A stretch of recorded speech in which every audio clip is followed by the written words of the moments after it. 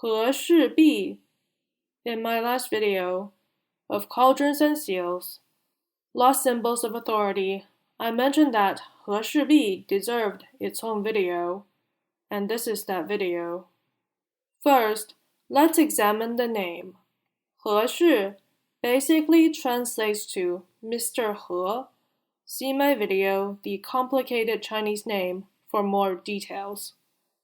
A bi is typically a jade disc with a hole in the middle. They are used for ceremonial and ritual purposes. So literally, the meaning of the name Shi Bi is Mr. He's jade disc. Here's the story of how the jade disc got its name, as written by Han Fei in the late Warring States period. He Shi, who lived in the state of Chu, came across a piece of uncut jade and presented it to King Li of Chu. The king's jeweler said it was just an ordinary rock.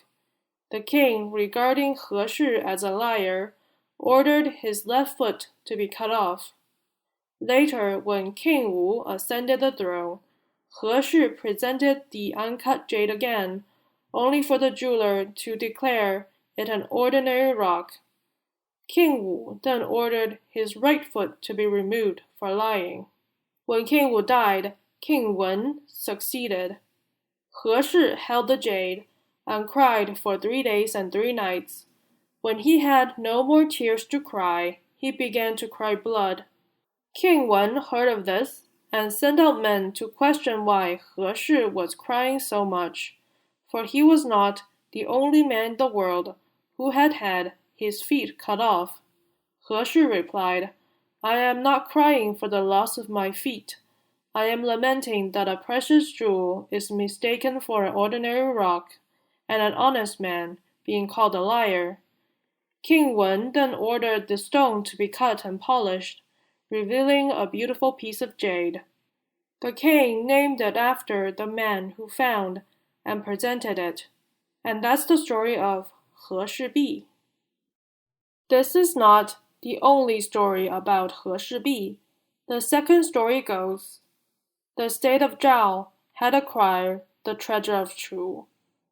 The major theory regarding this is that it was given to Zhao in order to form a marriage alliance.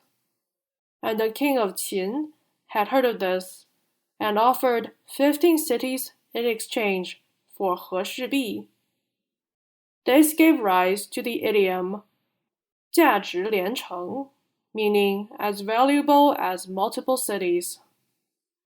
The king of Zhao was scared to refuse because the state of Qin had more soldiers. After some consideration, the state of Zhao sent a man named Ling Xiangru to present the treasure to the king of Qin. When Ling Xiangru saw that the king of Qin had no intentions to keep his end of the bargain, he threatened to smash himself and the jade disc against a pillar in the meeting hall. The king then hastily pointed out 15 cities on a map. Ling Xiangru said that the king of Zhao had fasted and purified himself for 5 days before sending the Shi Bi to the state of Qin, and that the king of Qin should do the same before receiving the treasure. Whilst the king was fasting, Ling Xiangru arranged for the jade disc to be smuggled back to the state of Zhao. The king was furious when he found this out, but Ling Xiangru reassured him that all he needed to do was to send an ambassador to the state of Zhao to ask for the Shi Bi, and he will receive it. In the end, the king reluctantly sent Ling Xiangru back to the state of Zhao, as not to sour the relationship between the two states. And from this story, we get the idiom 完璧归赵, which literally translates to return the whole jade disc to Zhao, meaning to return something intact to its rightful owner. The third story, surrounding the jade disc, goes like this.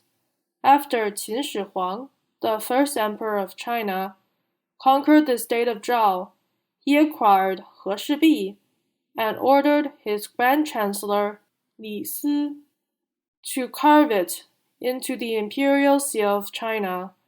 Some people doubt this story, since jade discs like heshibi are thin, it would be hard to carve into it. This is why some TV shows depicting this time period make the heshibi super thick. It is yet another treasure that is lost to history. Some believe that it is buried in Qin Shi Huang's tomb, and others believe that it was made into the imperial seal and thus was lost at the end of the Tang Dynasty. For now, it will remain a mystery. Thank you for watching. Please leave a comment and subscribe.